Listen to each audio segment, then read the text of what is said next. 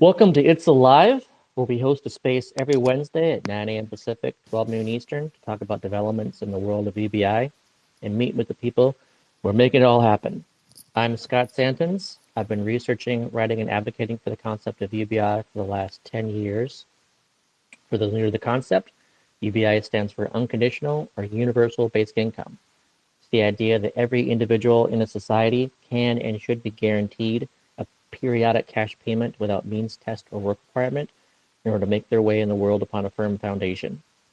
I recently started the Income to Support All Foundation, or ITSA Foundation, which provides support to projects that aim to make UBI a reality through research, storytelling, and implementation.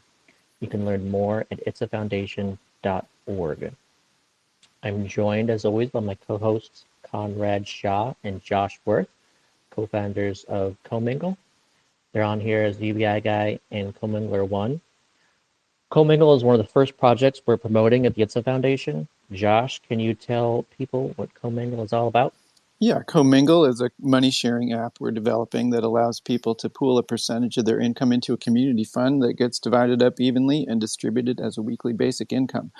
The result is that members give money when they have it and get money when they need it so that no member ever goes a week without income. You can learn all about it at comingle.us. Thanks, Josh. Conrad, did you want to add anything? Just the basic update that we're hard at work on Comingle. We used up basically all the money from the crowdfund we did last year, but we just got another big grant coming out of that momentum. So we're still pushing ahead and shooting for late 2024 to start releasing this publicly. So that's exciting. And I put a post in the comments, other ways to get involved. If you want to follow along or support or, essentially engage in any way, I encourage you. And the other encouragement I'm going to give people now is, as we're starting this space, to like and repost the space to draw some more people in here for the conversation. Great. Thanks, Conrad. All right. Well, we do have a special guest with us today. I'm excited to say our guest is Josh Riddick.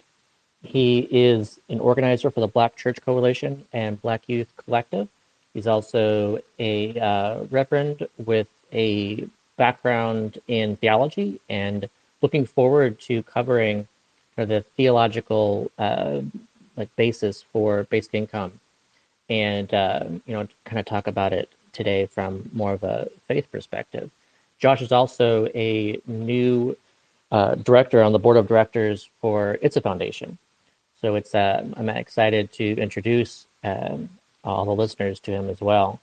And before we get to that discussion, let's just do a quick update as what's been going on in the world of basic income developments around the world, specifically about the U.S. too.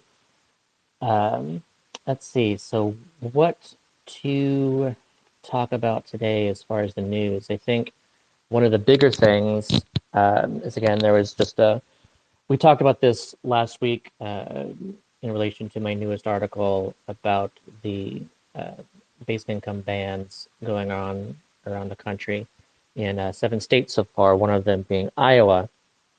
And since then, more recently, that ban has passed the House there. So that'll go on to the Senate to be voted on. The House and Senate and governor are all Republican controlled in Iowa.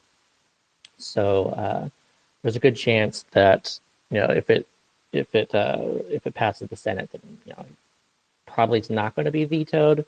But we'll see what happens in Iowa. And additionally, there was an article that I really liked that came out in this past week that was about the concept of a veteran basic income. This was an opinion piece for The Hill that was published on March 3rd. And this is something that I've been encouraging for a while. So it's nice to see something like this, get out there and hopefully uh, get some traction. But it got into just how ridiculous the the administration of the VA benefits program is, and how the average wait is 41 months right now to adjudicate claims. So you're looking at almost 4 years.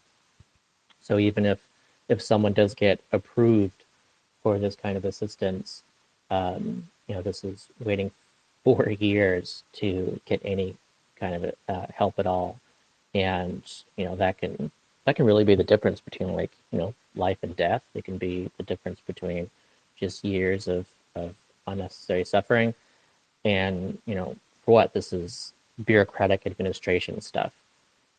And we in the US love to thank service members for their service, and yet at the same time, service members, are a disproportionate percentage of the homeless population, and these programs are we can pretend that they exist to help, but so many people fall through the holes in our safety net, and this is a great example of those holes, and how those that we will just say over and over again, that we support, that if anyone deserves assistance, it's those who have served our country, and yet they just fall right through the system. So if there's going to be any kind of initial recipients of basic income, this unconditional monthly income, where there's no work requirement, and people can decide how to use it themselves. It's those who have already served their country, Well, and it's really interesting to see. Scott, it's I mean, you need to sort of wake up to the way things go. It doesn't help to fix problems. It helps to let problems be bad and effectively blame it on the other side. That's where all the fundraising comes from. So Right, we right. all really love our veterans, and we're all really mad at the other side for screwing them over. And let's use that as a tool to get as much money flowing toward not doing anything about it as possible. Yeah, it really is. That's its own issue. That yeah, there really is something about not solving these problems, and just blaming the other side, or even just pretending that we fixed them. Like there was a program specifically for um, homeless veterans in New Orleans years ago, and basically it was just like, hey, if you're a veteran, we'll make sure that you're housed. And of course, that didn't eliminate veteran homelessness in New Orleans. It was just you you create these policies, but it doesn't mean they're actually helped. And that's why those who understand the importance of universality when it comes to basic income know that that's really the only way to make sure that we actually do reach everyone that we want to reach. Well, Scott, I hate to be the negative Nancy on here, but once the policy is created, now it's the veterans' fault. That's how it goes. Like, if you've made a policy, I'm being sarcastic, by the way, everybody. Now that you've done the thing and you've fixed the problem, if there are still people homeless, they screwed up. I think that's the way it works. Yeah, always looking for a way to blame the recipient. Sure. I'm feeling very sardonic today. I swear I'll be earnest and sincere shortly. Yeah, so I'll share this piece in the comments so that people can give it a read and share it, and consider that. Also, I think it's a great response to these basic income ban bills.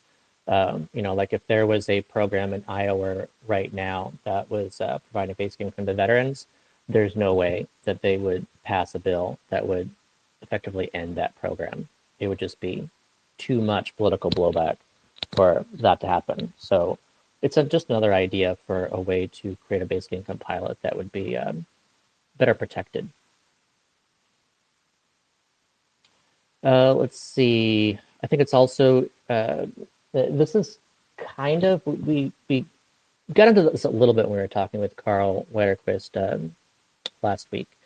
Not this news in particular, but just in general, and it's that in Alaska, they are the legislature is considering a constitutional amendment for the dividend with a set formula, because right now that's up to the lawmakers, like on a year-to-year kind of basis to figure out, what is that amount going to be. There's some that allowed like a former governor to kind of mess around with it and shrink it down, and of course that ended up getting him fired and then replaced, and they're still going through this, what do we do to kind of protect this, and so there's a push to add that to the Constitution. I think it's interesting to point out, just again, it just goes to show how popular this small annual UBI is in Alaska, that they would even make a point of making sure that it gets added to the amendment, the Constitution, to protect it. Yeah, it's a great case study of like once people experience it in action, how the hell are you going to get rid of it? It's in a Republican state, which is very unaligned with everything else that's going on with the bans that you've been talking about. Have you heard of anything regarding Alaska pushing against, like, is anyone proposing something in Alaska specifically as a ban on a UBI pilot? That would be kind of funny. Yeah, no, I have not seen anything about that. That would be kind of funny. Because then someone would have to bring up, it's like, right. that check we just got, that's government, that's public funding. Right, there's no work requirement on that check that we get every year, and this bill says that it's getting rid of all payments without a work requirement. Yeah, that would be interesting. But that's the other thing I've been thinking too, is it's a funny little thing that could blow up in their face, where it's like if someone in Alaska did that and then made the argument in response to that, pointing that out, that, well, it's not a pilot, it's an actual full-blown program. It's like, oh, so you'd prefer full-blown programs to pilots. Cool, let's do it. Let's do it, Iowa. Yeah, I've seen some funny responses to the wording of these bills and how like they can be gotten around. And I think one of them more recently was that it was, let's see, the language of the bill was about, there will be like no periodic cash payments, without a work requirement. And said, well, okay, so why don't they just say randomize the distribution of the payment to be like any day during, the first few days of the month or something. So it can be either the, first or second or third or whatever, entirely randomly. And then it's not technically periodic. Yeah. Yeah, there's been I can't remember some of the other funny ones too, but yeah, there's certainly some ways to mess with that. I feel like too, it strengthens our hand as Comingle when all these people are like anti-public funding. I mean, one of the responses we've had to the conservative side is it's open to everyone. It's truly universal and everyone can join and all that. But the other is, if you don't like it, it's none of your damn business. Who are you to say what a bunch of people do with their own money? It's not public funding. You're not getting taxed involuntarily. So, we don't even have to have that argument. And there's nothing, I mean, private sector business and entrepreneurialism is like the most sacred holy grail of the conservative side of American politics. So it's like it's like game over, checkmate in the argument. What can you say about a private UBI? Nothing. That's assuming you're talking to somebody that wants to make sense, which that's a pretty tall order these days. They can keep saying things. Right.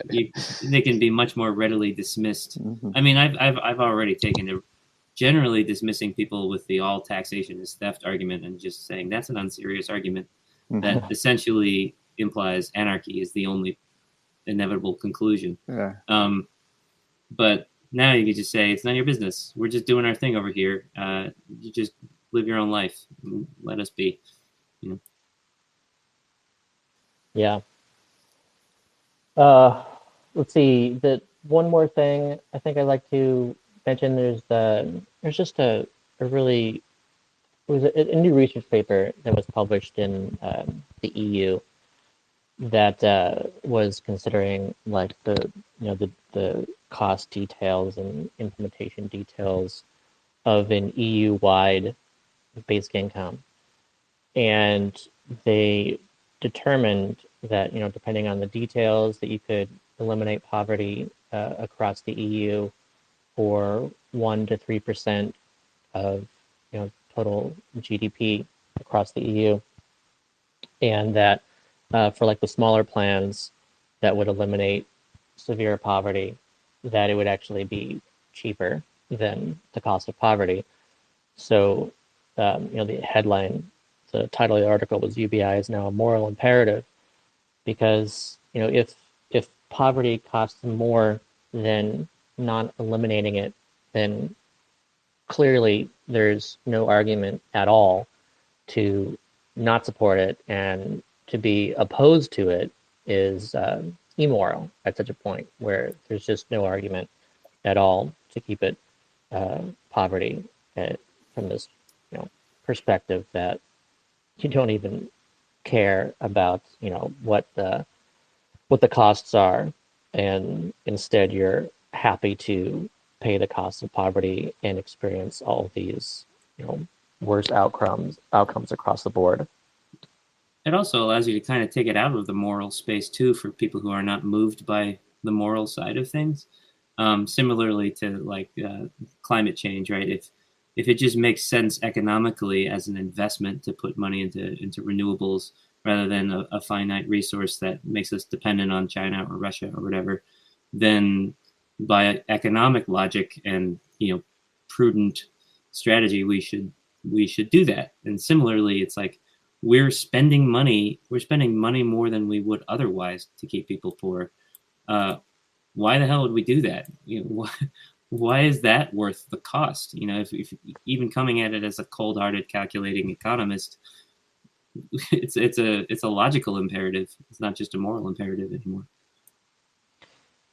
Yeah, it's like too how it doesn't really make any sense even from a business perspective, from like a rich kind of perspective, as to be against base income for, you say, raising your taxes or whatever, but at the same time you could be a business owner, your wealth could increase even with higher taxes as a result of there being more consumers, more customers, and less social costs that are being paid, less crime, better health. Like everything could be better, and yet the only reason potentially to be against it, even as like a rich person who could still actually benefit more, is this just feeling of control, or just this sense of I refuse for anyone to potentially not be doing what I want them to do. I'm thinking, do you have any other news items? Because this segues pretty nicely into Josh over here. Josh, our buddy Josh Riddick, who's just probably a lot more eloquent on moral arguments than we are at this point. Yeah, absolutely. Let's bring in Josh. What do you think, Josh? You want to? Yeah. Let's start with this, and then as a teaser, and then we'll tell them about who you are. Yeah, let's talk like the morality of poverty, and this argument that basic income is somehow immoral or something. Yeah. I mean, Scott, you posted something from an article in Iowa that said, some lawmaker, it seems, said to the effect of, right, murdering your work ethic is equatable to actual murder. So in the very false dichotomy of an argument, you've said that UBI kills work ethic. So they've already kind of structured the argument to make it the moral case goes out the window because they've already have like a false dichotomy in the conversation, which is what I often see in this conversation. Right? It's like we're talking about people's work ethic, their desire to labor, um, which in this country is often tied to how we treat people as expendable. And right now, and I would personally contend, right, like the one of the unfortunate side effects of the pandemic and so many loved ones we lost was a mad dash to replace a labor force with cheap expendable labor, which is what this country was founded on, is how do we quickly create expendable labor. And so UBI calls that to question, in what is, I think, one of the more compelling ways to say human dignity exists in such a way that we ought to care for people and give them the agency to care for themselves. Not only are people not expendable, but they have the right to a choice, and they have a right to resources, and they have a right to wield those resources for their betterment of themselves and their family. I think that's profound. I think it's beautiful, and I also think it flies in the face of a lot of the ruling class in this country that does not desire for those in the bottom, those in the working class, to have that ability to make decisions for self.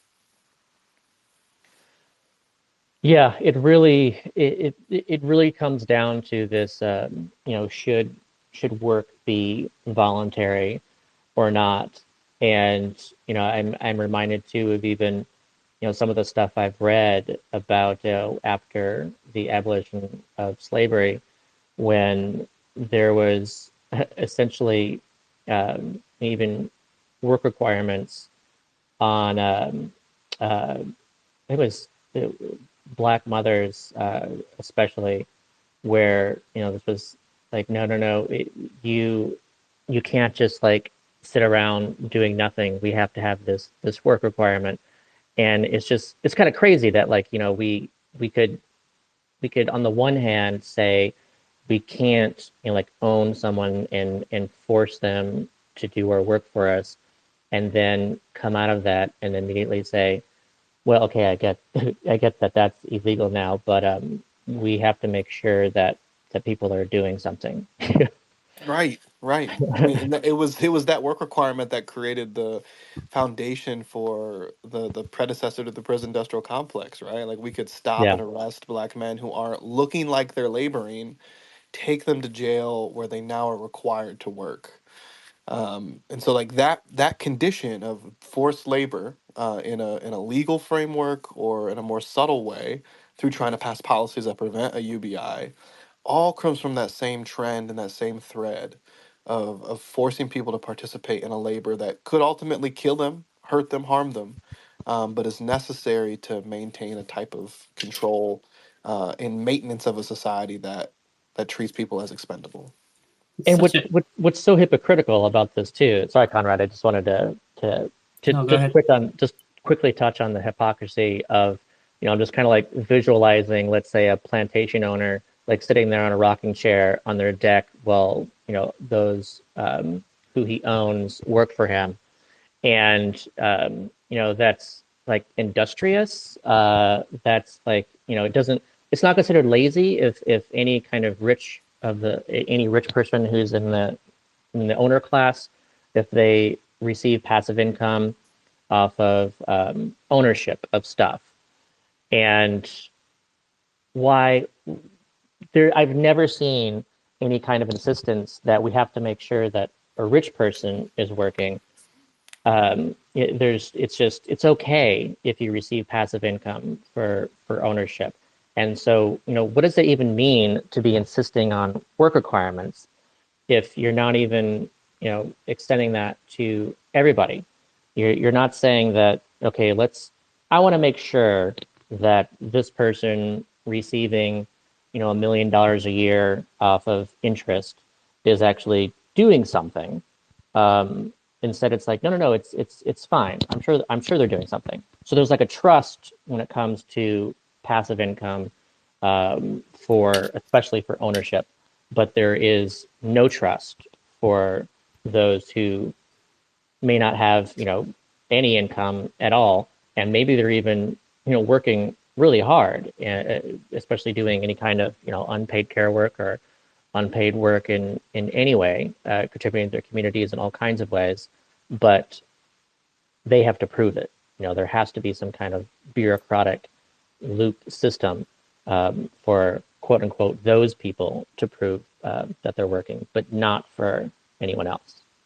There's also this infinite sort of capacity to accept any amount of reward for any amount of work if the market is rewarding it, right? There's no, it's like the just world fallacy that, well, if you're getting this money through these mechanisms of like starting a business or selling a product or working in an industry for someone else, then there is no amount of compensation that is unjustifiable. Like billions of dollars is the same as $100 for working just as hard. It's as long as it's coming through this mechanism, and we sort of we double down. I think it's this need to feel like the world we're in is fair to some degree that we forces us to like do this mental gymnastics to explain why someone deserves $1 billion and it's their hard-earned money. It's like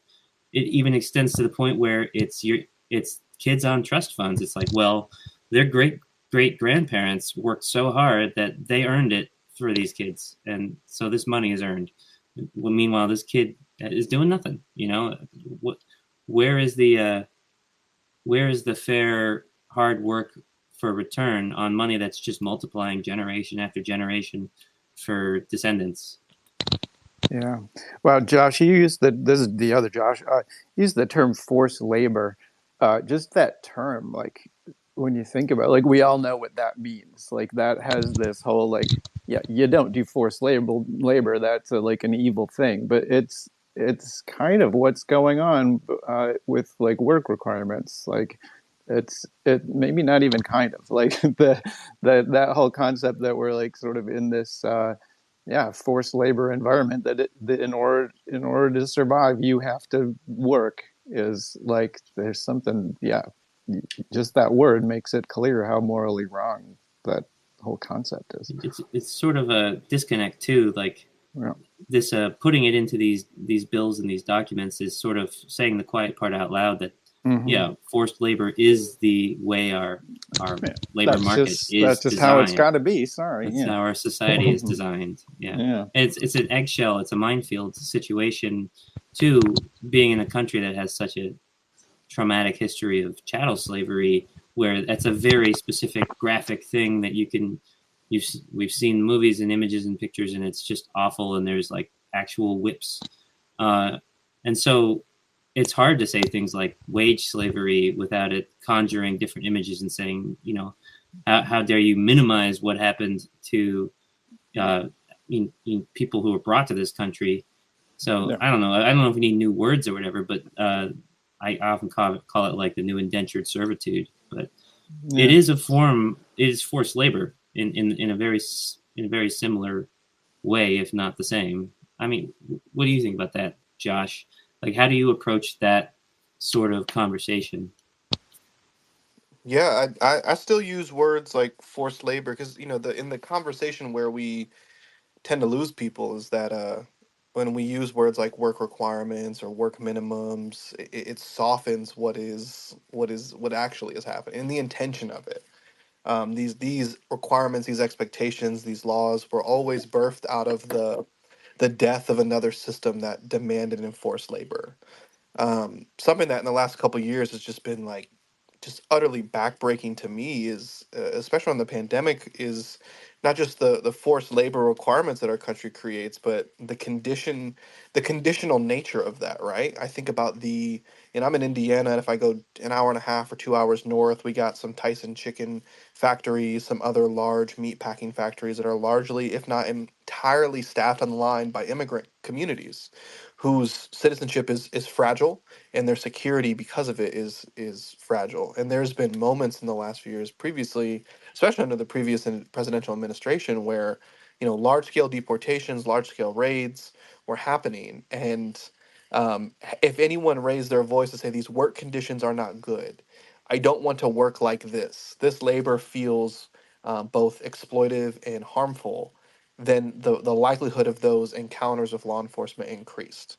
And so I get images again of like a more formalized, professionalized expression of the overseer on the plantation.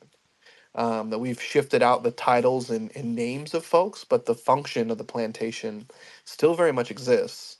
It may not be as vicious looking, and in some ways maybe isn't as vicious, certainly isn't as vicious, but in other ways, the framework of forcing labor, a police state that oversees, a function of a body of people whose job is to manage that while still always, and it's not a plantation owner that's sitting in the rocking chair not laboring. It's a billionaire who's sitting on a private island not working. Right. Mhm. And But I like that term, forced labor, as something that is more readily acceptable. I know I've been chastised in certain groups for saying wage slavery, and it has the word slavery in it, and it's like, how dare you? Yeah, there is a sort of a language-based minefield going on with any of this sort of stuff that gets sort of brought to the surface when you try to talk about it. So, Yeah, there is a tendency to think, well, yeah, because it's not as vicious, like you said, and like, hopefully not as vicious, that it's now like, well, then it's okay now, right? Like, just be like that, there's the viciousness level is somehow like tied to the morality of it. I don't know. yeah, I mean, I would make the case that part of our hesitation to like have that real conversation is because of the hesitation to actually investigate the full scale of cruelty of chattel slavery.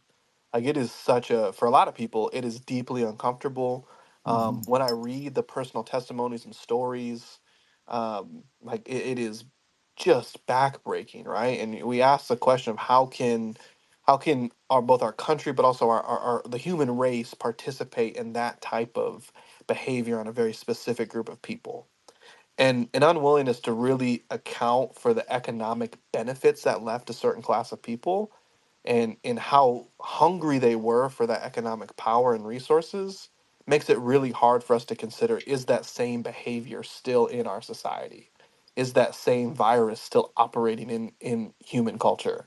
And the answer is and absolutely yes. But and that's part of why in states like mine there's such an effort to mitigate access to teaching that talks about history, that talks about the viciousness of it. Because if we see it then, we might see it now, and that might call to question all of these systems that are swapping the language and swapping the roles, but still carrying the same intention and behaviors. yeah, and you have to bury it on anything that's so morally repugnant as forcing someone to work for you, or when the light is shown on it and it has to be approached. If you want to keep it going, you have to disguise it in a new format or in a new category. So we took, instead of Black Americans, or people that were brought over being enslavement, eligible because of just who they, where they were born, the color of their skin. It's now we're calling people criminals, and that's the category that we're using to justify forced labor, is by locking people up in prison and using them there. And it gets a lot more nuanced and hard to even talk about, really, when it comes to the more subtle forms of just societal forced labor in terms of like the lack of access to basic resources, implying that you must work for somebody to even have any sort of meaningful existence. There's I found this old newspaper clipping that I had saved from it was published in the Greenville News in October 2nd, 1918, and I'll just read this or read this clip. It's pretty short, but it's just fascinating to see this bit of history and the reasoning behind it, and I think it just ties right together with even the basic income ban bills that we're seeing. Like this is like essentially the same thing 100 years later. So this is here's this clip. Quote, regardless of whether they want to or have to, able-bodied Negro women in Greenville who are not regularly employed are to be put to work, put in jail, or fined heavily. At its special meeting yesterday afternoon, City Council discussed the situation with regard to this class of loafers at some length, and it seemed that all members of council were agreed that steps should be taken to compel them to engage in some useful occupation. It was decided that an ordinance similar to the one now in force requiring all able-bodied men to work at least 5 days per week should be passed with regard to these women. Such an ordinance will be prepared and voted on at the next regular meeting of council. A number of complaints have come to members of council of Negro women who are not at work and who refuse employment when it is offered them. The result being that it is exceedingly difficult for families who need cooks and laundresses to get them. Wives of colored soldiers getting a monthly allowance from the government have a number of them decline to work on the ground that they can get along without working, according to reports. Others have flatly refused jobs without giving any reason whatever, while still others pretend that they are employed when, as a matter of fact, they derive a living from illegitimate means. The proposed ordinance will require them all to carry a labor identification card showing that they are regularly and usefully employed, and the labor inspectors and police will be charged with the duty of rigidly enforcing the law. So one of the things that really stands out to me here is the fact that, like, there was, in a way, kind of a basic income result here in that the soldiers had an income. It was enough for the wives to not have to have their own form of employment. But then the well-to-do, mostly white people, of course, at the time were like, hey, I want them doing my laundry and cooking for me and stuff. And they have the ability to say no to that. So we have to, like, make that illegal. Like, there's just so much here that's similar. It's 100 years later, but this logic still maintains itself. Oh yeah, there's the who's going to clean my toilets thing. It's like, well, Right. maybe you, or maybe you're going to pay what it is actually worth. You know, yeah.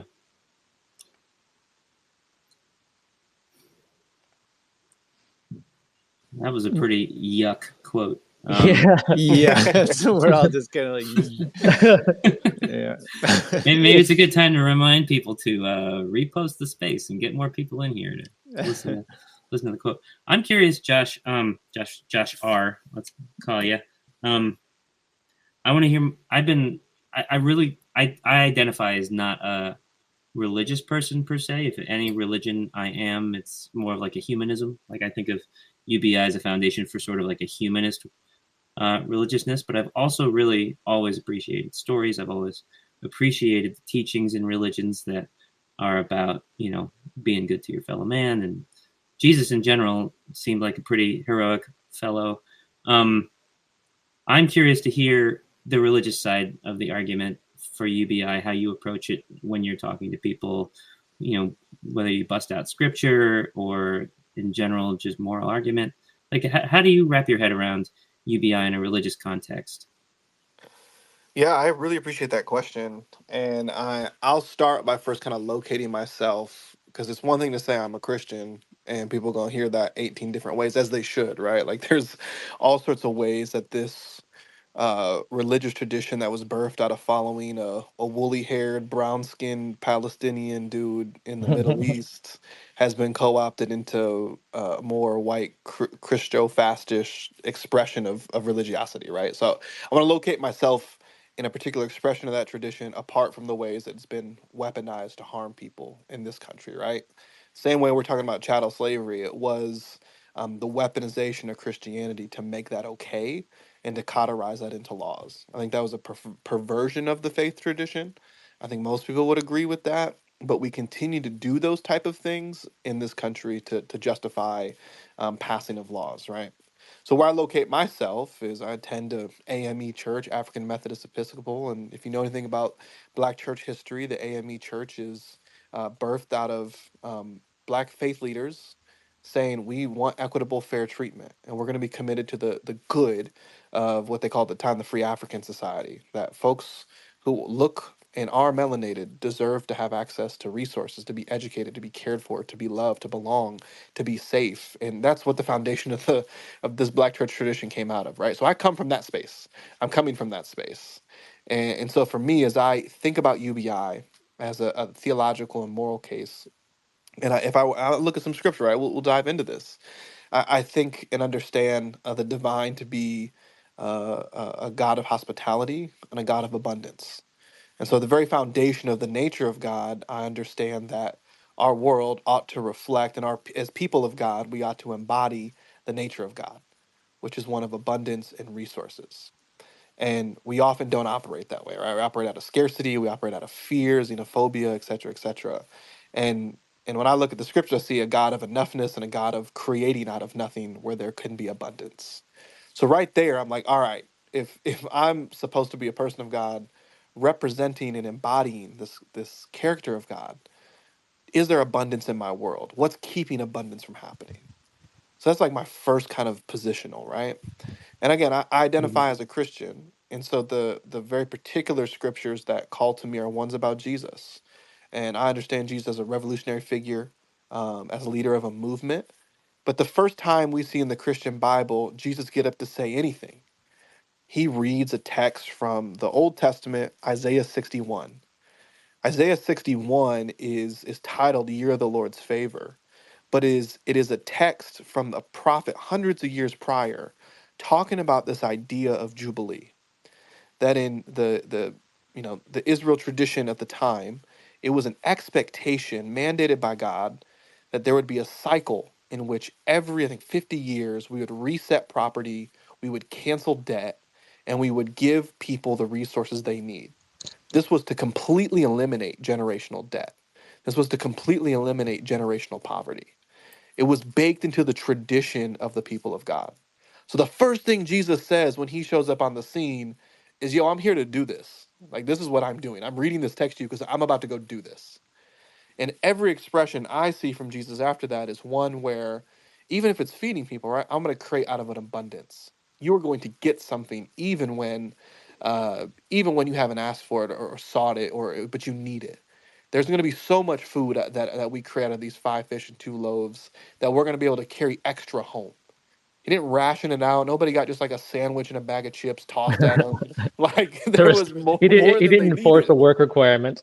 Yeah, like you didn't have to work 16 hours and be applying for jobs. You didn't have to do a drug test. You just got something, right?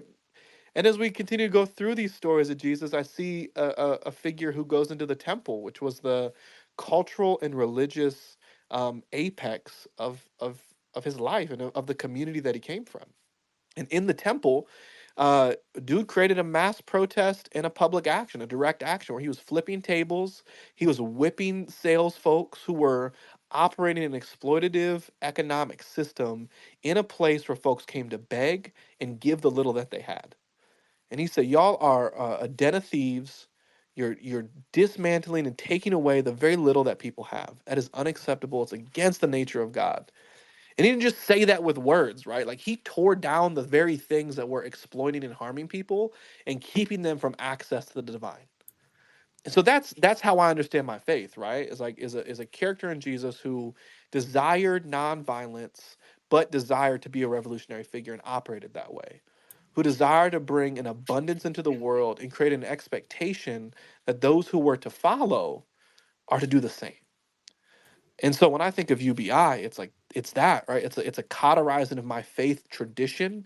It's an embodiment of my spiritual convictions into policy and practice, where everyday people deserve to have the abundance that does and is in fact created in our world, and deserve to have access to the type of resources that allows them to be their full self, as intended and created by the Creator and mandated in that way. That's amazing. Jesus was that's the part of Christianity that's always inspired me. I've always thought it would be fun to do, the idea of a second coming of Jesus. I don't really understand the logistics of it. I haven't looked into it too much, but like a screenplay, I do some screenwriting on the side, or I used to. The idea of Jesus comes back, everyone recognizes he's Jesus. There's no controversy about that, but he fails to find a following in much of the American Christian landscape. He runs for office and everyone hates him.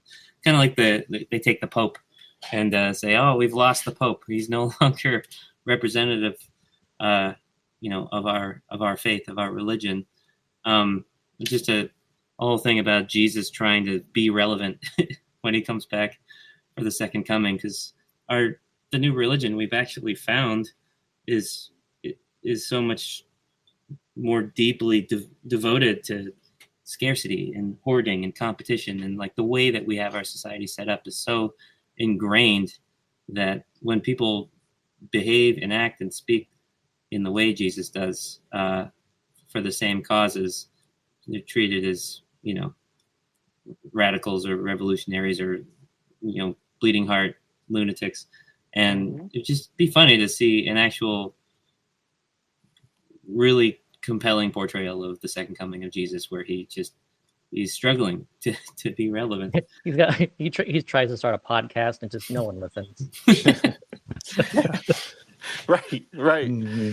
No, I've always been fascinated by, and this is I guess a part of my personal experience, right? Part of the religious expression that I had growing up was my family got very interested. And if you all grew up in any sort of like evangelical Christianity, this will probably make sense. But if you've heard of a series called Left Behind, that scared the hell out of me as a kid.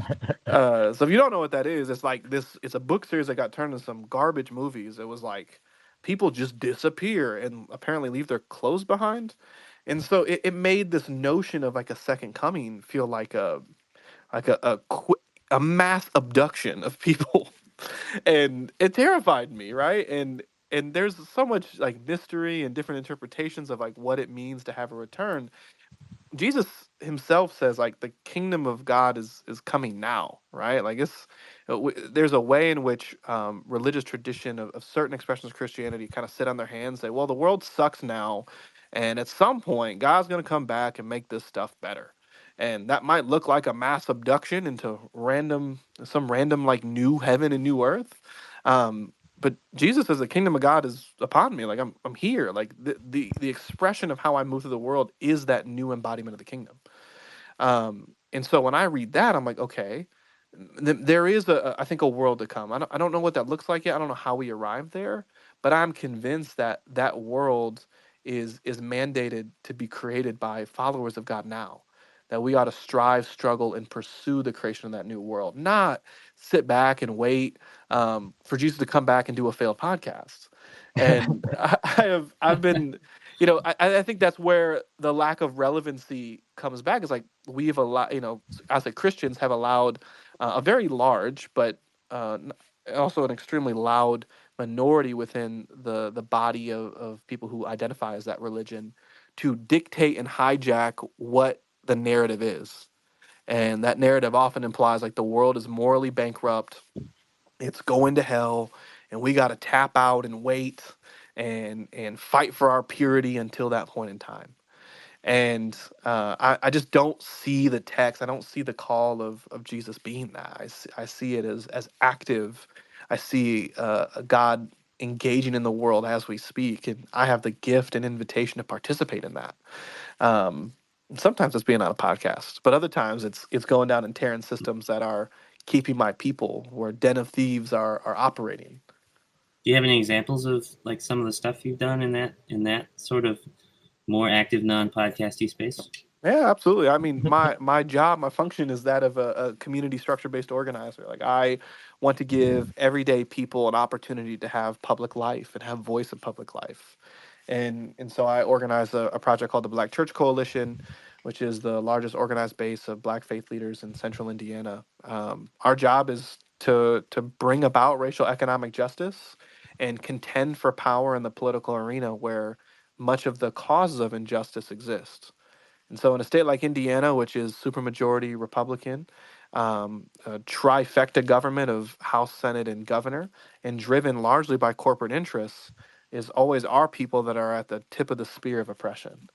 and we're unwilling to let that be our narrative. And so we contend for power by organizing people, having public actions, running people for office, building money resources to win other elected offices, and sometimes that even means doing direct actions. We can get creative with that. You know, we sometimes see pastors get arrested and people doing die-ins. We've done things like that. We've also had large public actions where we've made very clear demands, made our moral case, but ultimately said, if you want to get elected next time around, like, you got to operate, because we got enough people in here today to run a fuel program to make sure you don't ever see public office. And that can scare some folks into behaviors that we like. And sometimes they want to collaborate because they either have a moral agreement or they recognize that their own power is at stake. And so we want to co-govern and control the political arena with our elected officials and ensure that collectively our voices are heard in a way that keeps us safe and resources are adequately and morally shared appropriately. So Everything you just described too, it just, I think about that and I think how much that would be empowered by basic income, and that kind of thinking. I don't I don't understand why so many other organizations and stuff aren't seeing that. Like even some unions see how basic income would be good for their bargaining power, and others don't. And when it comes to this kind of real grassroots, localized organizing, I think so many aren't seeing how great basic income would be for that, but clearly it would be. Well, I've been sort of pulled more into the activist spaces by my wife, Dea. She's done a lot of environmental stuff, and there's a lot of activism. And she actually got thrown in jail at one point for filming a direct action in North Dakota, and that was sort of an ordeal, but it got a lot of attention. It really is impactful. One of the things I've noticed in all of these spaces is a major problem in any activist movement is both people not feeling like they can commit the time they need in the beginning because they got to feed their kids and family. They can't take time off work. They can't go to that direct action. They can't support with money. They can't do whatever. And then the people who are doing it are largely doing it out of their own voluntary free time and effort and money. And you see tons and tons of burnout. And I think a lot about the activism space, like when I'm talking to, for example, jobs guarantee people who are like, we'll just determine that we'll expand the definition of work and we'll give people money for doing all the kinds of work that aren't currently valued. And my response to them is, what government is ever going to pay people to protest it, which is some of the most important work we need people to be doing that is under-resourced now because people need to keep their heads down and pay their rent. If you have a situation where everyone has the ability to get by and make the more moral choices that they see facing them, that no, I need to stand up for what is right in this situation, not just for myself in an abusive workplace, but for everyone around me, what I see going down, knowing that I'm not risking the health and security of my family by trying to stand up for what's right for others. So in an activist space, like and you're in that deeply, Josh, like what do you see? How do you feel it would be different, or what do you see currently without UBI among the people you try to organize to get together to get to participate in these actions? Yeah. I think there is the thing that I think is the most beautiful part of organizing is the opportunity to give folks the agency to say yes. I found myself when I started organizing really resistant to asking people to participate in the type of political project we were building because I knew we had a lot of single moms. I knew we had a lot of people who had two jobs. I knew we had people who work third shift and were getting up at crazy hours, and giving folks who are on that edge of security a choice has been one of the most beautiful parts of the work that I get to do, because I'm always surprised by how often and how emphatic people say yes. I'm also always given a new kind of creative expression that they offer over what their yes can look like. And I've learned a lot from folks who organize in places like prison, for example. And like that's watching folks who organize in the system despite some of those ridiculously awful conditions, and still say we want to build power, I think is so dope. And I desire, this is part of why I'm rocking with ITSA, is like I want to see more organizing around UBI. Because the beauty of our organizing is like people who are directly impacted get to see the benefits of the organizing. And what better way to tell a narrative? What better way to tell a testimony to say, I am no longer accepting this type of oppression. And what I want is my resources that I give in taxes to be redirected back to me to choose what I want to do with, and watch what I do. And to have those stories kind of come back. I'm so excited for when we get to that place in the organizing where that's an outcome. Um, and really creating the conditions for folks to make that choice to make that an outcome. Because it'll be really beautiful. Um, but yeah, it is not easy and it's hard to watch that. But it's also, I think being honest about, if you don't give people the choice, they're going to get chewed up by the machine.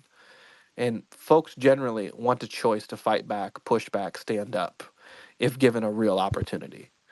And if we could be strategic about it to minimize the harm, let's do it. But they are in harm's way whether you invite them in or not. And so I think you're wrestling with a really rich question. But there, for a lot of the folks that we engage with, they understand themselves and have experienced the particular harms anyways. And that's, I'll say in our base, we have 4 or 5 families who have lost a child to like police violence, for example. Several families have lost a loved one to gun violence. But there's a way in which state sanctioned violence um, paints our experience in our organizing, because it feels so overwhelming to stand against those machines. And when you've already lost and you've already had your child taken from you, um, you start to ask the question like, what else do I have to lose? And is really for most people nothing.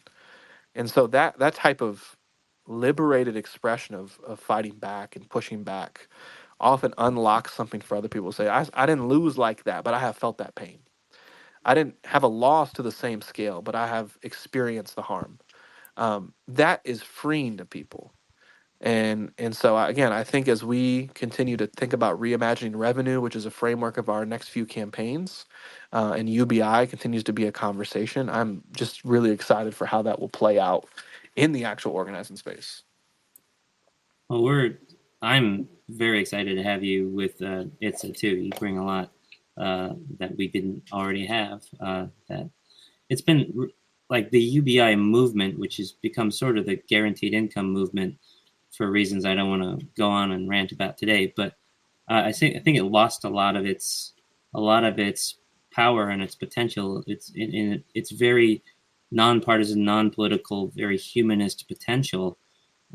Largely in the way like Democrats back in the, I don't know if it was like the 50s or 60s, but basically just wrote off the South, which was a former like mainstay for the Democratic Party, and just said, oh, that's just Republican territory now. It's like, I see the sorts of things that UBI stands for being very, very compelling and relevant to a conservative mindset or a religious mindset or a rural mindset. And I've seen it be taken in this very, like leftist sort of bubble way where I'm not saying it's not a leftist idea. I think it's an everybody idea.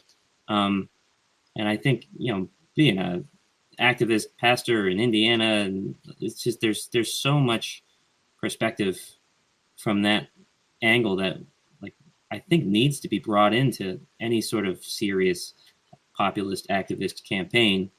It needs to be a big tent. It can't be some little like progressive, I don't know what the word I'm looking for is. It has to be a big tent thing. And I think you're going to help a lot with that in terms of what ITSA Foundation is doing, and your work. I feel like is some of the most important work. I also look at like, the original MLK Poor People's Campaign, and they've tried to revive some of that. With there's another Poor People's Campaign going on. I think that sort of messaging and that sort of community building around morals and values that are sort of across the board human and American values is what we're dearly missing. Absolutely. And I think our orientation to build power across difference, is a foundation for us that makes this conversation feel really rich, because we can say, look, the folks in rural Indiana need this too, maybe for a different reason, but they need it too. They deserve it too. Folks in the suburbs need this for a different reason, but they need it too. And we're part of a statewide organizing network that allows us to bring those folks across difference together, and both make collective decisions, but also wrestle with, how does this work for everybody, and not just say, like, how do we give this to the most impacted person, because then we get into this weird, which I found kind of sometimes on the left is like this weird, like, pain Olympics, where we really only seem to, like, focus on who we think is the most impacted in a moment, and that often shifts and wanes based on what's happened in the world. But instead, saying, how do you create a real universality? How do we make sure everybody can get cared for, um, and it's equitable, that we don't, hide this from others and keep it from a few. Right. There's something that I'm curious about to hear from your own experience too. And I mean, this we're experiencing this weird moment right now in our history with Trump and this like rising Christian nationalism stuff. And I just keep hoping that there'll be some kind of resurgence of kind of the Jeffersonian Bible kind of take, like what does it mean to be Christian versus what does it mean to be a Christian nationalist. It's weird to be hearing people say, that they're all about Christ and America, and that we're a Christian nation and stuff, and yet those values that they're professing are not Christian values. So, there's an article I read recently. It was on Christianity Today about what is Christian nationalism, and it's just drawing this difference. That how Christian nationalism is not really Christianity; it's just using the language.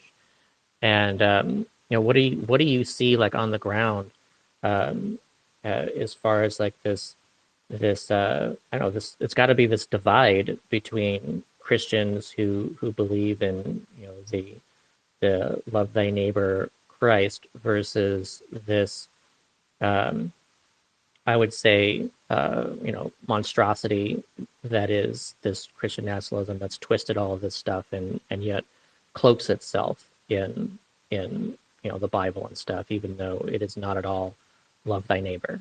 Mm-hmm. Mm-hmm.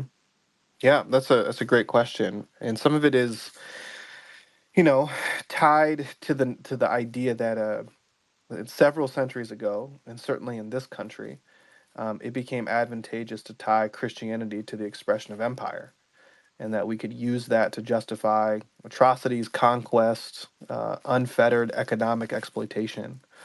Um, Christianity, by design, again, both modeled by Jesus and then as those who followed Jesus for a while until it was co opted by the state, were always interested and always participated in a bit of a function of resistance.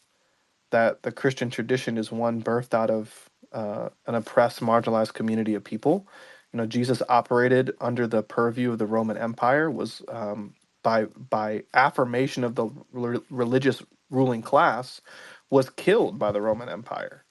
And so, and my church tradition would say he was lynched because he was tied to a tree and executed in public, simply because of who he identified with and how he moved through the world in a nonviolent way.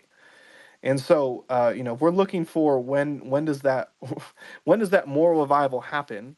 I was just talking with a pastor about that this morning. He was like, "There's got to be a point where the moral revival happens." And I kind of offered up a couple things. One, the type of religious nationalism that we are seeing take center stage right now, white Christian nationalism, took decades to build. If you go back and look at the outgrowths of like a Billy Graham movement and how those sort of evangelical movements postured themselves to the civil rights movement, it was in sharp contrast. And from that moment, just trying to build political power in the 70s, 80s, 90s to be able to get to a place where they're handpicking judges and they're putting work requirements on bills. Like this has been a project that's been now several generations in a country that has utilized and I'd say falsely and created a perverse expression of Christianity for several centuries. So it's going to take some time to undo that, but it requires that folks who have more resistance-minded or transgressive expression of their faith are able to operate and live those traditions out loud. I think one of the fascinating things on the ground is like in a state like Indiana that is, hyper Christian, in a city of Indianapolis, which is 13th biggest city in the country, but most sociologists talk about major metropolitan areas being what they call post church, where Christianity maybe isn't centered or isn't as dominant in the public sphere. That is absolutely the case in this community and in this state, right? Our state house still opens almost always with a Christian prayer. Our city council almost always opens with Christian prayer. We have all sorts of religious expressions, but Christianity is centered. Now, that's not great, but I also see opportunity in that. Because I organize Christian churches, I have an opportunity to invade that space, and I use that word intentionally as not to conjure colonistic expressions, but to say, like, we can jump in there because we have that title, because we have the clergy titles, and the collars, and the vestments, and the robes. We get looked at and engaged in a certain way that someone who just has, like, I love socialism shirt is going to be written off. Yeah. And so we want to leverage the hell out of that and really push on the fact that in this context, um, expressions of Christianity still carry some weight.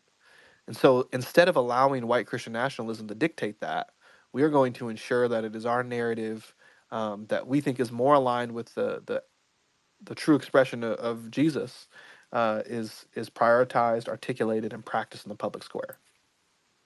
That's cool. You're reminding me of a character I wrote one time who was an atheist who became a priest because he was sort of a, I'm not saying you are that, but he was someone who just really wanted to help people, and he was sort of socially awkward and didn't know how to do it. He was this old guy. So he got ordained, and it opened up his opportunities for people to listen to him enough to be able to, help them in whatever way he could. It was his way in. And there's something to having that badge of credibility. For him, it was the collar, where you can have that influence in certain circles and wield it extra powerfully. Well, so I'm curious about like just kind of thinking through this as an example, Josh. Imagine that Indiana becomes like the next state to try to pass an anti-UBI bill, and there's this potential to organize the Christians in Indiana against this bill as being anti-Christian, anti-moral, immoral. What case would you make to to reach as many members of faith as you could about basic income actually being something that is something that should be supported by those with faith? Yeah, and again, I want to come back to the centering of religious, or particularly Christian expression in the public square here, where when there's so many times when there's a good bill or a bad bill that's being articulated or processed in our local and state government, it is a pastor or a group of pastors that are engaged. And there's so many times we get media inquiries and say, well, we talked to this pastor, we want to talk to one of your pastors. It's almost a knee-jerk reaction to a reflex to find a pastor and get some input. And that's on both sides of the aisle. And so again, when we see those type of bills, we want to leverage that voice to politicize and radicalize as many people as we can through the reach of that publication who identify as having a similar or same faith tradition to say, okay, this is something I need to care about and something I need to fight for. The other piece is like there's a set of our orientation in organizing is do we actually have the power to get it done? Because there's one layer where you can be an advocate and you could have voice in the public arena, but if you don't actually have power to make it happen, you just are a loud cymbal and or a loud drum. And there's times and places for that, and that's not a bad thing. But if I want to make, the Speaker of the House and the Senate pro tempore, both who do not represent my community and are often antagonistic to my community, actually listen to us, the vestments and the robes are helpful, but it's more helpful if we build a base of people that are mobilized in with activity and action. Can we get churches in those communities to show up and say this is unacceptable, and not to show up at the state house where we can have like a very nice photo op, but you need to be calling and blitzing the emails of your elected official. You need to be at his office or in their buildings or wherever they occupy space in their context. You got to demonstrate power. And because of the religious nature of this state, it is possible for us to have that message reach those folks with more efficiency than in other communities where religious communities are maybe a little more cloistered or siloed off, or the larger publications and media media groups don't engage faith-based communities. I think now might be a good time to. So we're into the second hour, and people who are listening, this is when we open it up for people to request to speak and bring you up to talk to Josh, ask some questions or make a point about what we're talking about today. So if anyone has something they'd like to say, welcome to come on up. Also, if you haven't done so yet, please take the opportunity to retweet the space and encourage others to join it. Still got another 45 minutes.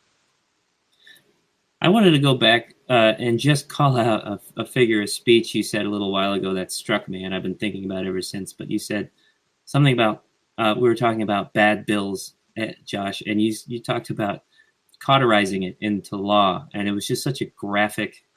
Yeah, I really like that too. I was actually going to mention that same thing. That's I feel like I want to use that all the time. Like, yeah, it's great. Taking a wound and making it a permanent scar.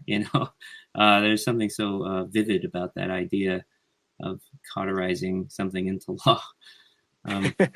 Poetic. Thank you. I don't know why I have language that points to that, but I think in my head, the necessity to protect gains requires like that level of intentional grafting and forcing into a permanency.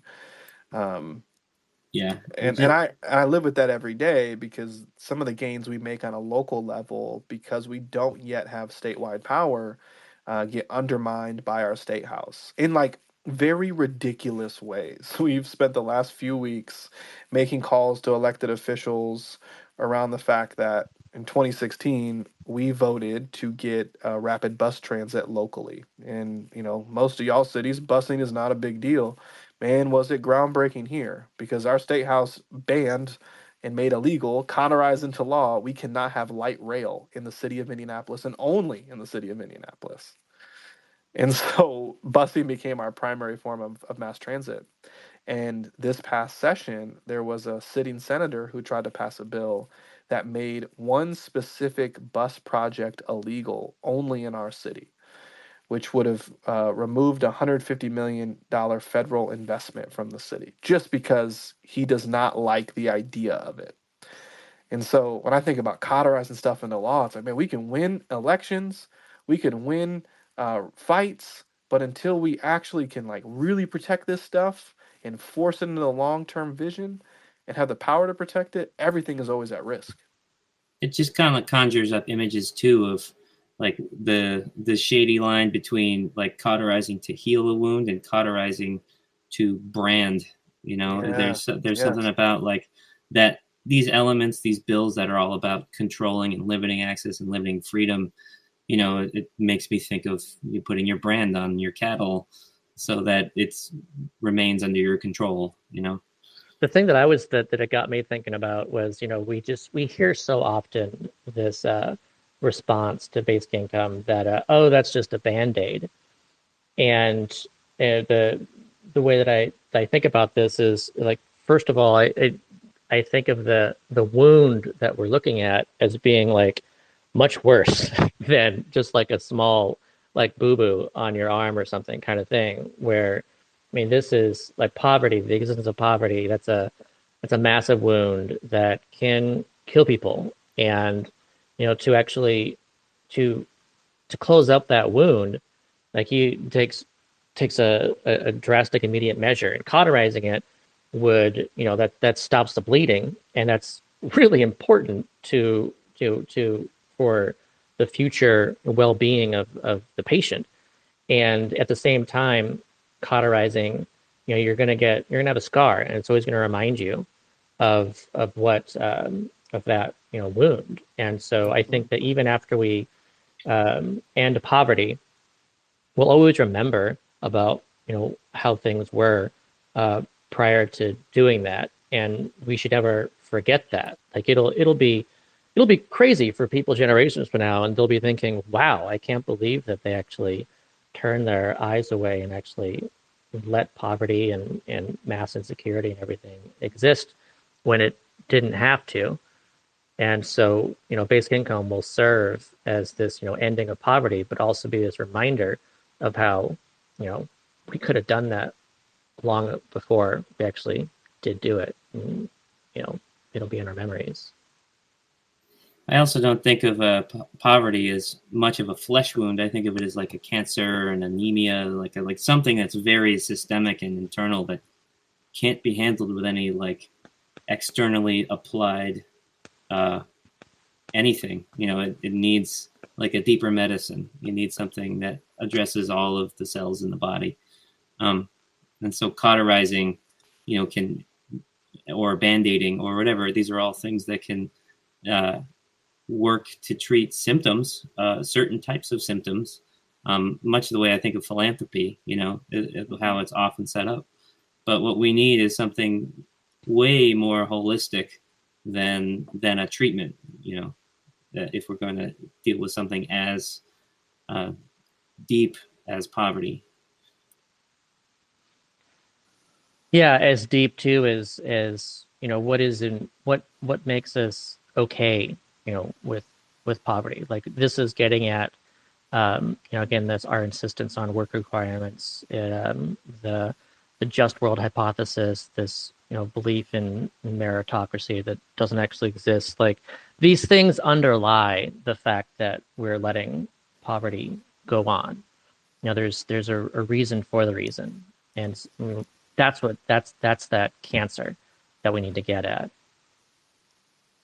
And I think the just world, I call it the just world fallacy, rather than calling it a hypothesis. But I think the reason why that's so strong and so pervasive is that, the implication of acknowledging that the world is not just is that it needs to be fixed. And it's just like, when you're dealing with something that big, that daunting, like climate or the entire society and economy, it's really hard to try to wrap your head around what needs to happen in the level of organizing, the level of politics, the level of change, the level of whatever, level of investment. And it's much easier to try to win the game by the rules as it is than to try to fix it for everybody. And that's the thing that gives it its staying power. I think, for me, one of the beauties of something like UBI, especially once implemented, it will be its ability to like very clearly demonstrate the fact that the world is not just, that the world is now like under a UBI world that will be apparently and readily far more just, which makes it clear how unjust the world was and how much further we still have to go. It's presenting a solution that makes it possible for people to open up the space in their hearts and minds and bandwidth to pay attention to the unfairness in the world. Josh, while you're with us too, I'd just like to get a little bit more into, just Christianity and basic income. And I know that a lot of when we get into this, people have like their favorite quotes and stories, and what they think, the justifications from the Bible, and of course the anti-justifications. If you got the, what is it, thou shalt not eat bread, if they don't work, like that kind of stuff is taken Old Testament. What are some of these stories, and I guess the one that I think of is, the manna from heaven. And Mhm. correct me if I'm wrong, but there wasn't a test before the manna came down, and right where they wanted to make sure that it only got to the hungry people or those who were working. It was just this matter of abundance, like universal abundance. Here is just like plenty of manna, and you shall survive because of this. I think that story kind of reminds me of basic income. But what else kind of what do you think of? Yeah, I love that question. So I want to name one more thing about the manna because the only requirement for it was like you don't take and store it because it would come fresh the next day. Hmm. And the Yeah, that's really request, abundance. yeah, the root there is like there's going to be provision. You do not have to hoard. You do not have to take more than you need. And that's a tough test for a people who had been enslaved, and we're experiencing freedom and abundance for the first time, right? So there's so many stories that echo that idea to me, and I'll try not to get like too much into my sermon bag because I'll be here all day. I'll just like No, I no, we look. I want sermon. all right. Well, let me start here. Like I started with Isaiah 61. That one is still the core of my framework, right? It's the prophet is writing about the prophet Isaiah is writing about this year of the Lord's favor, which is the jubilee practice that the people are asked to do. And there's a line in here that says, "Instead of your shame, you will receive a double portion. Instead of instead of disgrace, you will rejoice in your inheritance. And so you will inherit a double portion in your land, and everlasting joy will be yours. For I, the Lord, love justice. I hate robbery and wrongdoing. In my faithfulness, I will reward my people and make an everlasting covenant with them." And it just kind of goes on about the blessings that will come. But the start of this being, instead of shame, you'll receive a double portion. Instead of grace, you'll receive your inheritance. There's this promise and commitment in the very practice of those people of God that you might have debt, you might be dispossessed, you might be poor, but you will not live in that shame because there's a day coming where you'll be free from it. And that was a cyclical practice of the people of God that was supposed to be constantly practiced and articulated. And I think that's so incredible to me, and honestly, one of the driving factors of my faith commitment is that there's a God who is interested in restoring things and interested in resetting things, so that instead of the shame of not having enough, there would be an abundance. Instead of the pain of being hungry or being dispossessed or being indebted, you would be free and you would have what you need. I love those type of stories, right?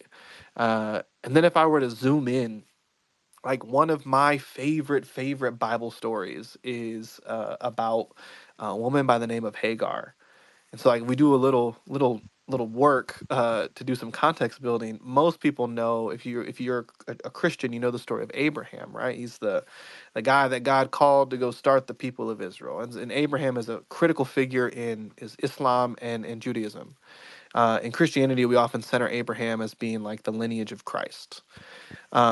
Abraham is a complex character because he's called to go leave his nation and move. God called him to go somewhere else. And he gets to Egypt. And at the time, it was like normal to marry within your family. So his wife was also like related to him, his sister. And he routinely pawned his wife off to people in power to protect his assets. And his wife was likely sexually abused or dispossessed. And there's a point in time where Abraham does that to a leader in Egypt, and God comes down to that Egyptian leader's like, "Hey, fam, you can't do that. Like, you got to let these people go." So he gives back. Abraham gives up his wife, his sister, to the people of Egypt. This guy in Egypt, and God tells this Egyptian leader, king, "You can't do that." And out of a repentant heart, this king gives Abraham livestock and slaves. There's a point in the text, and oftentimes Christians talk about God blessing Abraham, but Abraham got a lot of his resources by actually routinely dispossessing his own wife. And Hagar was one of those people. We don't get her story, we don't get her context, but we know that because she was from Egypt, and Egyptians at the time were darker skinned, with this dark skinned African woman that is in the harem of Abraham without being able to consent to that. And Abraham's wife, Sarah, again, who's been dispossessed, cannot bear children, thus protecting her own future, tells Abraham, look, go sleep with Sarah.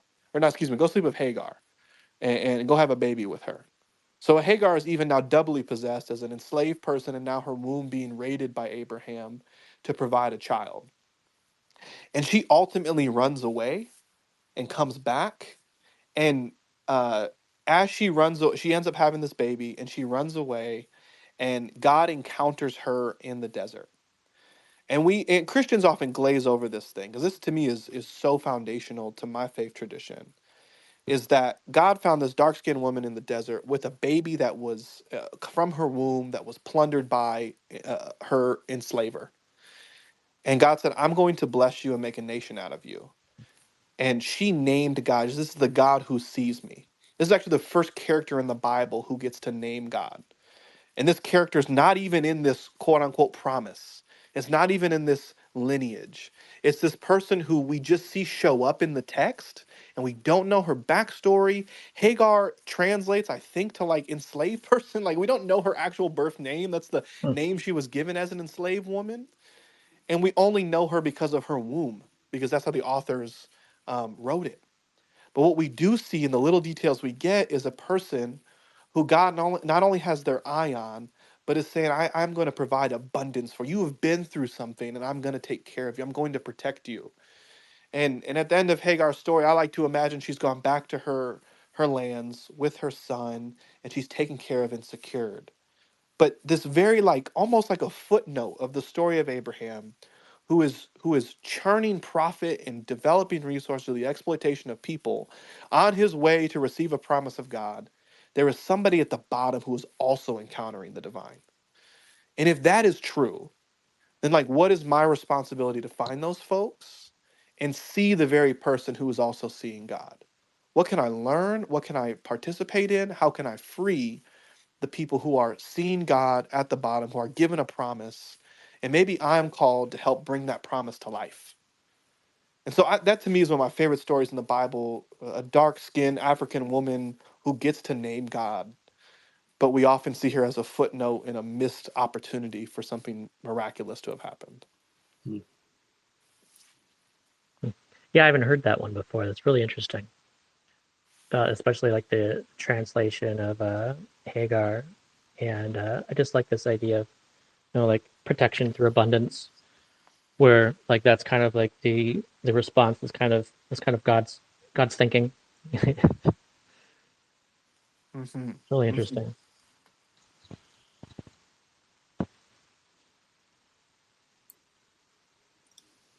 Well, Yeah, you got I'm curious, Josh. Just I don't know you much about you, so you seem to have a pretty strong calling, and I'm just kind of curious when this all started. Was it like when you were a kid that you're like, this is where I need to start speaking out? Like, how did you decide that yes, this is something you needed to do personally? Oh man, there's so many stories. One of them is very much tied to my orientation and curiosity about UBI, though. I told Mm.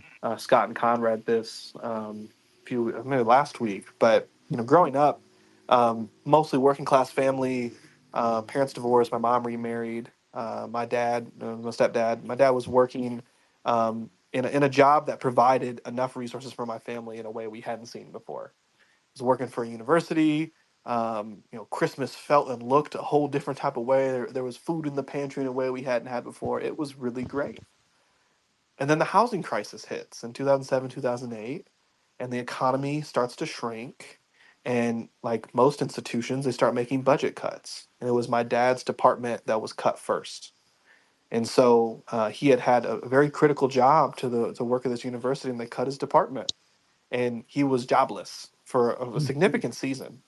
And I watched my parents try to navigate that in a way to not bring anxiety into our family, Mhm. but also in a way that, was tremendous cost to them. At the time, I was at the age where I was going into middle school. I was volunteering at my church. I loved doing our food pantry. Because I watched people come in, and we had a huge food pantry, and we took care of people in that way.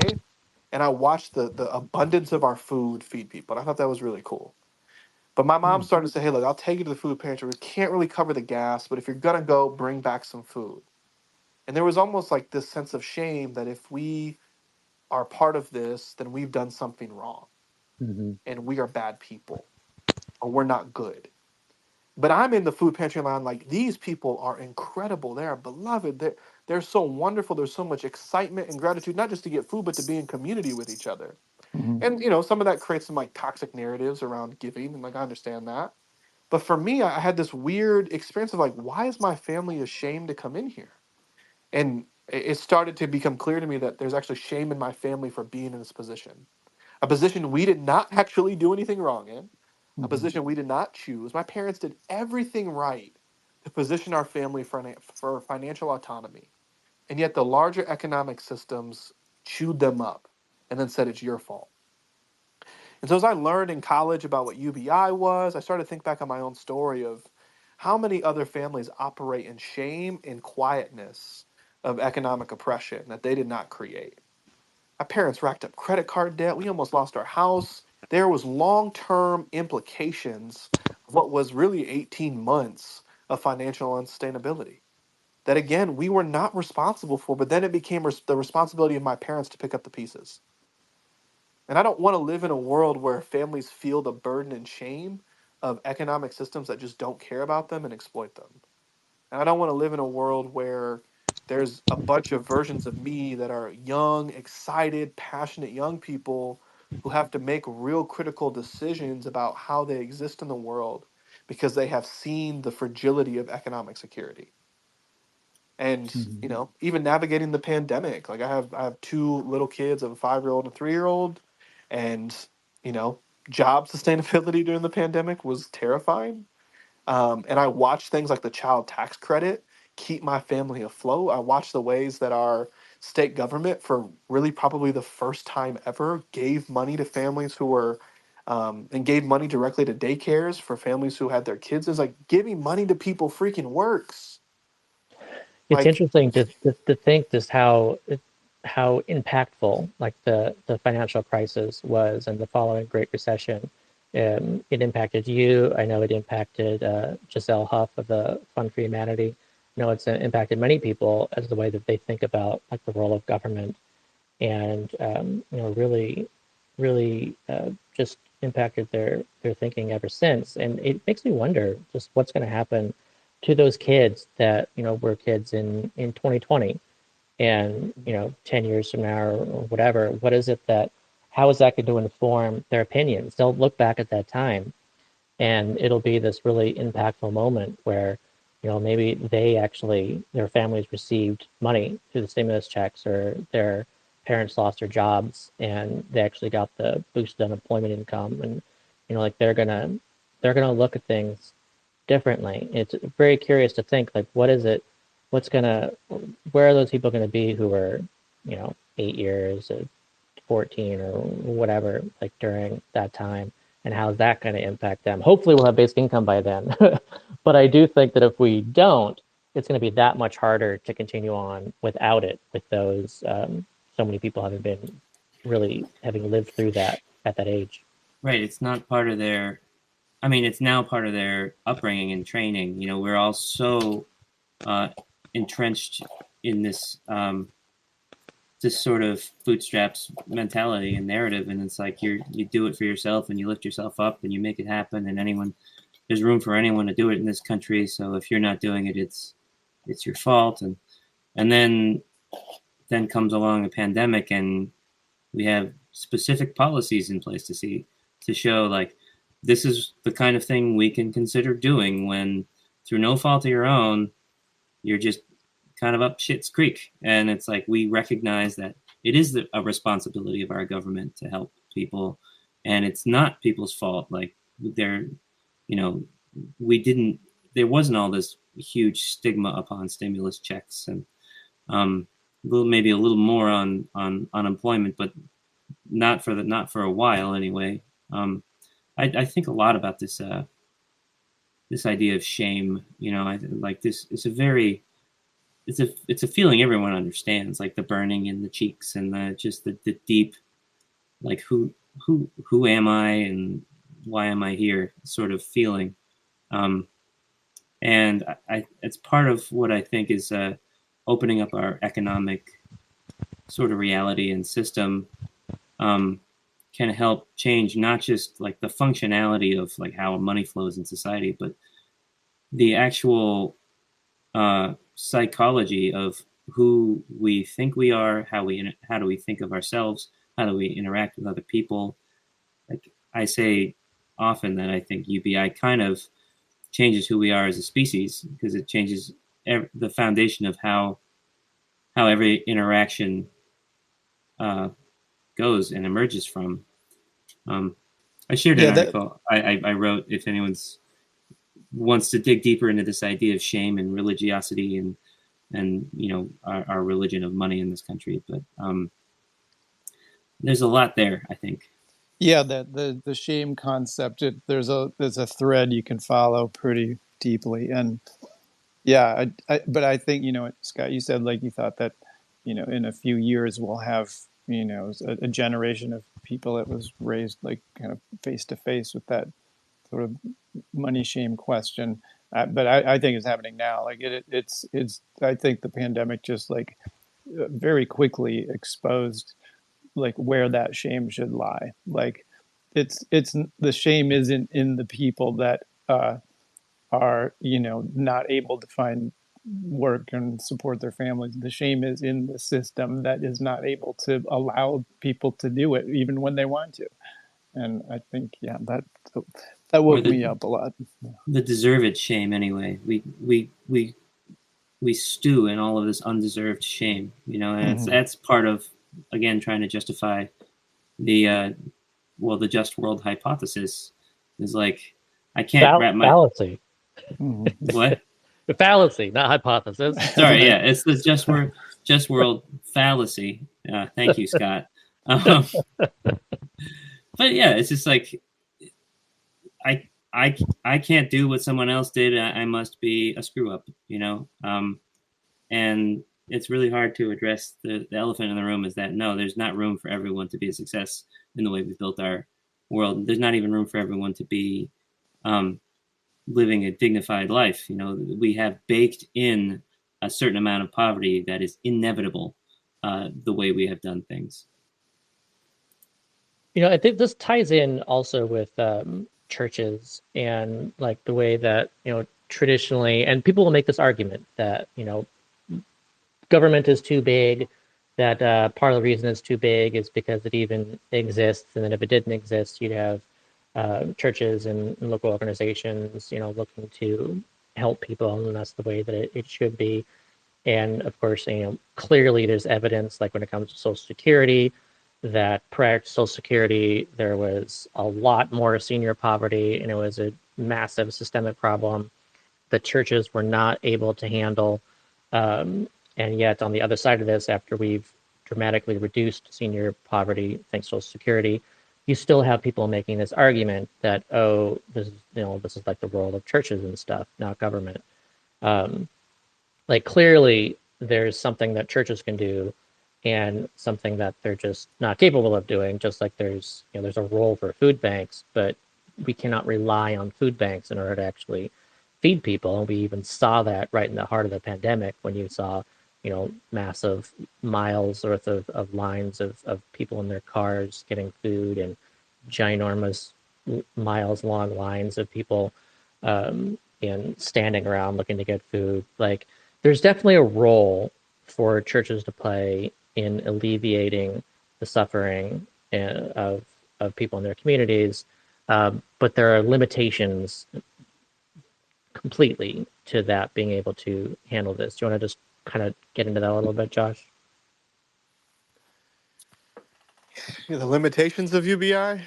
No, the limitations of churches, and Oh yeah. and even like how base income could even help churches even address issues that still exist even after basic income. Yeah, I mean, one thing I want to just plug, like the importance of structure-based organizing, right? Like churches exist as a 501c3, and so as a nonprofit entity, there is harsh limitations on what it means to fight for particularities of policy, and individuals who want to champion that policy. So from even getting UBI into existence in a policy framework, or contending with a policy that might try to undermine it, there's some sketchiness there. And that's why, we have our own institution. We have a C4. We're going to launch a PAC. Like the goal is to make sure the political tools to engage in the public arena fully are available. But churches sometimes hesitate because of those things. And then like the nature of congregational life, well, let me even back up. I think the theological mandates that some churches operate out of is, how do we provide like a handout to folks versus consider structural change? And I see glimpses sometimes of our churches doing things that are kind of, whether it's medical debt payments, covering rent assistance, it often is reactive. And I understand UBI is like a proactive measure to address poverty. Congregations often have to keep their own selves financially solvable. So expressing that in a more proactive way can be difficult. But I think there is a lot of maneuverability our churches have that just haven't been tapped into. It just requires us to rethink how we engage around mutual aid and direct service to be less reactive and more proactive in addressing poverty, which, as y'all have talked about, I think very well, is poverty being a moral wound. Churches can't single-handedly resolve that moral wound. And they sometimes struggle to figure out what is our responsibility to it. We can minister to it, we can name it. I would say you can organize around it, and you could provide mutual aid. And UBI, I think, kind of sits in that middle space of a real form of mutual aid that actually can address the core wounds while also still requiring a type of organized response to the wound itself. I think too about comparative advantage a lot, where you have all these organizations, and I kind of put churches and things in somewhere along the same spectrum as like philanthropies and these organizations that are trying to help people essentially. But right now, there's so much poverty is at the root of so many ills that we're sort of running around trying to deal with all the ills, right? It's like, there's a fire in the house and you're trying to douse water on the fire, but it's being fueled by like a gas line that's open, and you actually got to shut off the gas line.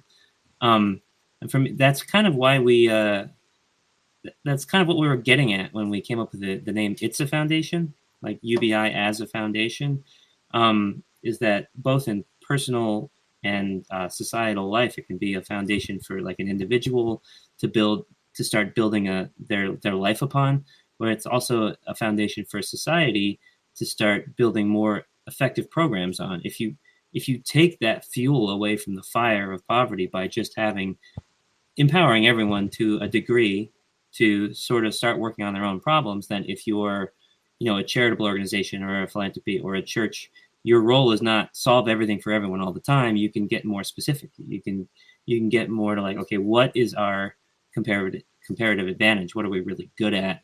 What's something we can help people at very specifically and effectively, because we no longer have to also deal with the fact that they're getting evicted, that they can't pay for their medical bills, that like things can be much more focused in such a way that I think will empower the effectiveness of churches and philanthropies and welfare programs and all sorts of things.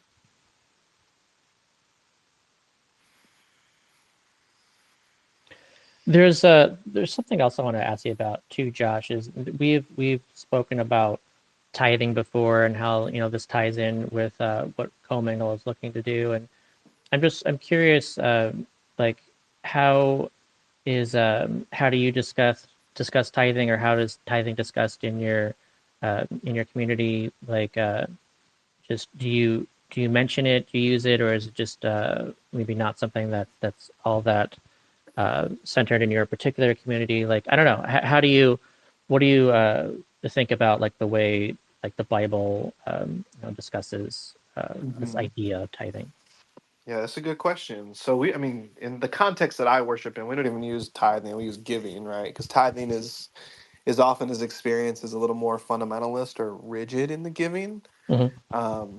Again, if I point back to some of the ways Jesus talked about folks who give or highlighted folks who give, tithing has in In the literal context, as we see it in the Old Testament, is like it's 10% of your things, and you have to give it in this way. And um, we often talk about our time, talents, and treasures, and like that includes our money. But it doesn't have to be 10%. No. What can you give, right? What are you willing to give? What are you moved to give? So we often talk about giving as a spiritual practice, as one where we are expressing gratitude. We're expressing, freedom and agency and a willingness to give and not to hold on to things. Because we believe in abundance. But also, we also talk about it as investing into the vehicles that make us whole, and investing into the institutions that invest back into us. And so when we talk about giving in our organizing base, right, we ask folks to be individual givers or donors. That is for the desire to see everyday people, invest back into a thing that's going to take care of them and support them and develop them. And I think the conversation around UBI can be the same thing, right? Like how Mhm. do we invest back into our community, into ourselves? How do we take that serious? Um, I think some of our congregations often tie like a giving campaign connected to a building expansion or a program or staffing development. And I think there is a really rich space to really renegotiate or reimagine giving and say, what does it mean to invest out of abundance into ourselves, into our community? And churches that I've seen do this often end up doing something really beautiful, right? Like sometimes I've seen churches say, we're going to do a tithe or a giving campaign, and we're going to pay off the medical debt for the entire zip code around us. And people are blown away by what that means and looks like. Or we're gonna do a giving drive to pay off, and this is common in Black churches. I don't know about other contexts of churches, but when the mortgage is paid off, we do a mortgage burning service where we literally go burn the mortgage because like we've paid it off. It's our building now, right? And there's a celebration of the fact that there's ownership and agency over a thing, and we don't owe it to nobody. And I think those type of practices are really rich to dig into a bit more and find some new creativity around of what would it look like to have, for lack of a better term, a poverty burning service, right? Like what does it mean to Yeah. gather our people to give with a framework and an intention of reducing this social problem and celebrating that and baking that into the religious tradition of our practice together. Yeah, I was raised in a Christian household. My mom made sure and that it was part of our upbringing. Went to church every week, and the way that she spoke about tithing and to us, it was very much in the investment angle. I don't remember the exact quote and how she would say it, but it was basically, like what you give, God will return to you tenfold, like that kind of thinking. Yeah, yeah. And it wasn't so much about like if I give 10% of my allowance, to the poor or something, that it will be that's a good thing Turn to back do. with It was more dividends. like right, like you should do that because you're going to see a good return on that. That's a high ROI investment. Right, right. Giving to God is always a good ROI. Right. So that Oh, reminds me too of like, just how yeah, I'll speak repeatedly about how, expensive poverty is and how like child poverty costs us over $20 per year. And like study after study shows that for each dollar you spend reducing child poverty, that you'll get to see an ROI of, depending on the paper, it's 3 to 9 or 9 or 10, and the most recent paper I saw was actually 62 times, and that was focused on kids under 5. And so, like, there's definitely a huge ROI on this, and it would be nice for I think for Christians, for churches to even kind of take a little bit more of that viewpoint of saying like, yeah, this is an investment in our community and it'll pay back in spades, just as God does. mhm. Yeah, and we do that with program. I mean, this is the kind of the opening part of my conversation with congregations around organizing is I often say something to the effect of like we want to feed people who are hungry because a lot of churches do food pantries. There's an abundance of those because there's an abundance of people who are hungry. But like, at what point are we going to actually interrogate why people are even hungry in the first place? At what point are we going to address that? Because a Yeah. food pantry is not going to do it. And so I think for a lot of our churches, especially the pandemic forced a conversation over, the scale and scope of need is just so much bigger than we could provide. I found a lot of curiosity around. Okay, Josh, I hear you. So what then? What do we do? What's the options? And that often moves us into a conversation on organizing, but there is a rich conversation around money as well that I think we could also be tapping into. I think that what you were talking about before about the investment and the ROI is that like it was making me think, would that be Pascal's investment or Pascal's tithing, like just a hedge, just like when you hedge, on your faith to get into heaven, even though you don't really believe, like might as well pray to get into heaven. It's like, well, might as well give to the church, in case it does return, infinite riches someday. It's like buying a lottery ticket, I guess. Yeah. No, I mean I have so many experiences of just like not even directly from my church itself, but just like the culture of Christianity that I was around, that I felt pressure in all things in life, but particularly around money, because we didn't always have a lot of it, to make sure I was always giving God that part. And it was like a hedge. It was like, okay, well, I may not get this back, but I got a little ace in the back pocket for when life Yeah. gets hard. God's gonna show up, right? And so for me, like having a religious expression out of abundance or a God of abundance flips it on its head, because in the way I grew up, I understand God is very fickle. God was like a shrewd accountant who was like, well, Josh gave $10. I guess I can give him this with interest. But Yeah. how I've shifted is like, okay, that's actually not how the divine works, and that is how my parents thought about money, Yeah. or my grandparents. But that's not actually how the divine's operating. And so once I got myself free from that, I was like, no, I really do want to make an investment into my community, into my church, into my people, and I can do so freely, and not have to be so afraid of, is the divine payout gonna help me or not before I let go of this money.